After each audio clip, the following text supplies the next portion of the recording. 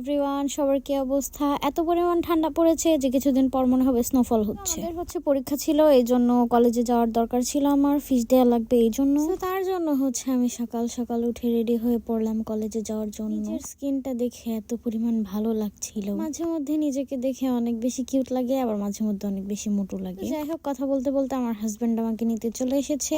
বিশ্বাস করেন ভাই, এই অবস্থায় বাইকে যাওয়া যে কি মজা, এটা একমাত্র যে যায় সেই বুঝে। কোনো রকমে মরে বেঁচে চলে আসি কলেজে, এবং আসার পর দেখি যে স্যারদের কোনো খোঁজ খবর নাই। আমার একটা ফ্রেন্ড আসার কথা ছিল, এই জন্য আমি ওর জন্য ওয়েট করছিলাম। দেখলাম যে আমার মাথার মধ্যে অনেক বেশি ড্যান্ড্রফ হয়ে গিয়েছে, এই জন্য আমার হাজবেন্ড একটু পরিষ্কার করে দিচ্ছিল। তারপর আমরা একটু বাইরে যাই হাঁটার জন্য, দেন যেয়ে দেখি যে ওমা, এখানে ফেরিওয়ালা মামা এসেছে। আর আমার একটা ক্রেভিংস, ওনাদের দেখলে আমার যাইতেই হবে যে কোনো ভাবে, কিনি আর না কিনি আমি দেখবই। কিন্তু আমার ওইখানে যে অনেকগুলো জিনিস ভালো লেগে যায়, যেমন রুটি রাখার জন্য আমি দেখছিলাম যে কি কি কেনা যায়। এখানে দেখলাম বেশ কিছু ঝুড়ি আছে, আর আমার কাছে এগুলো ভালোই লাগছিল, রুটি রাখার জন্য একদম পারফেক্ট। বিয়ে হইলে যা হয় আর কি, কলেজে গিয়েছি ক্লাস করার জন্য, কিন্তু আমি এখন সংসারের জিনিসপত্র কেনা নিয়ে ব্যস্ত হয়ে পড়েছি। এর উপরে নিজেই হাসছিলাম আর বলছিলাম ওনাকে যে দেখেন মানুষের কি পরিস্থিতি হতে পারে আসলে। কিনে টিনে এই বেচারাকে ধরিয়ে দিয়েছি বাসায় নিয়ে যাওয়ার জন্য, মানে বেচারাও ফেসে গিয়েছে আমাকে বিয়ে করে, এখন আমি জ্বালার উপরে জ্বালা দিই। And then